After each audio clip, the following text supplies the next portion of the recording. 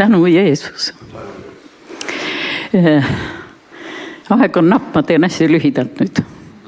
Et minu esimene evangelist oli mu ema, kui ma olin 2-aastane 11-kuune. Ja sealt jäi, Kullamäe kirikus oli see, ja te teate, mis seal kõik on, see sisekujundus ja risti peal see kuju ja tahtsin ema käest küsida, miks? Ema ei lähtud enam, mis teenistus oli alanud. Siis läks nii palju aega, kuni oli 40, minul tähendab. Ja siis Viljandi Pauluse kiriku kirikuõpetaja kinkis kõigile oma koorilauljatele piibli. Minu tütar laulis seal, päästmatu tütar. Ta tahtis kangesti laulda. Nii, laulis seal. Siis tuli tohutu meeletu piibli lugemine. Ja minul, ma ei tea, et see tuli nii välja, et mul kajasin näpuga.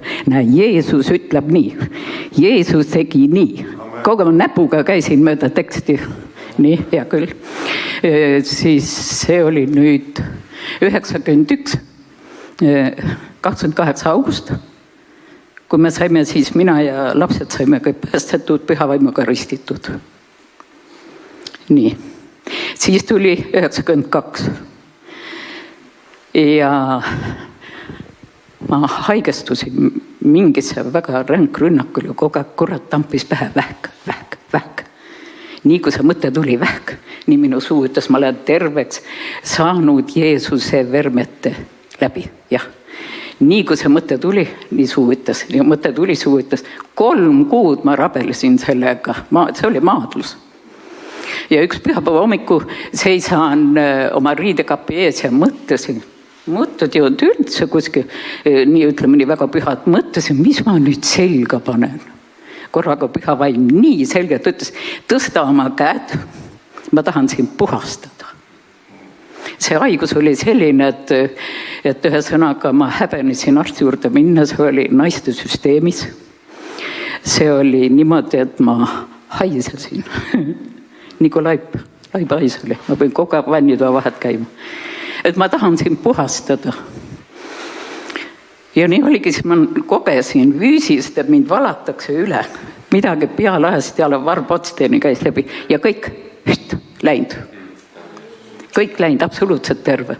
Nii, aga nüüd ma tahan kähku teile veel öelda seda, et kui nüüd Iisraelis algas see, seda kohe ma ei oska sõnadest panna, see oli hirmus.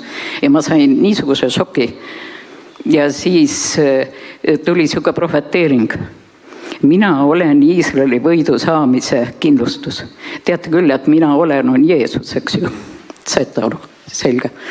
Siis enne seda Hele võttis mul sõnad suust. Ma tahtsin rõhutada seda, et ärge vaadake vasakule ega paremale. Vaadake Jumala sõna peale, tähendab Jeesuse peale. Ja oligi nii, et vaadake issanda peale ja üksnes issanda peale ja tõstke silmad issanda peale, see on Jumala sõnasse.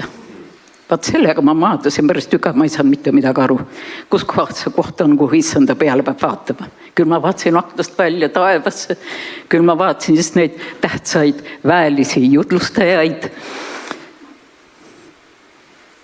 Ma ei tea, Jumal, isegi sai mulle selge, see tuleb Jumala sõna sisse vaadata, Jumala sõna järgi teha, tegutseda, see olgu teile kõigile julgustuseks. Siis ma tahtsin rääkida seda veel.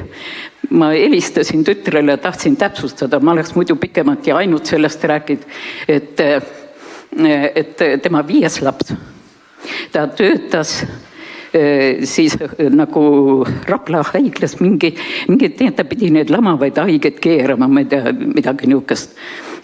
Aga ta oli lapseootel 5. last ja midagi rebenes, valu käis läbi, midagi rebenes, mingi vedelik hakkas tulema ja ühesõnaga leiti siis, et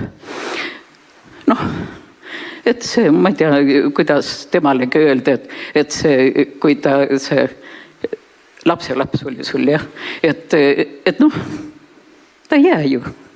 Et see ema tervise huvides kõrvaldama kuidagi äratus. Aga tüdruk sai nii kindla teadmise sõna põgenesid. Ja mõtte, ta nagunii haigla oli tuttav ja kuidagi ta sai oma riided ja asjad, ta põgenes haiglast minema.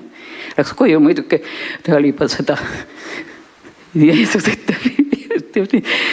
ja ta tunnistas ja see, see ütleme, see lootevesis või ma ei tea, mis iganes, see jäi pidama ja kandis raseduse täiusliku lõpuni ja siis, kui laps ära sündis, siis vaadati veel sealt seda teist kolmandat järgi, siis oli ämmaemand imestus suur, et ja siin lootekotil on jarm. See oli kinni kasvanud. Tänu Jeesus. Ja poiss on nüüd 19-aastane, nad elavad Soomes. Mis ma oskan öelda? Tänu Jeesus kõige eest. Aamen. Ära veel mine ära.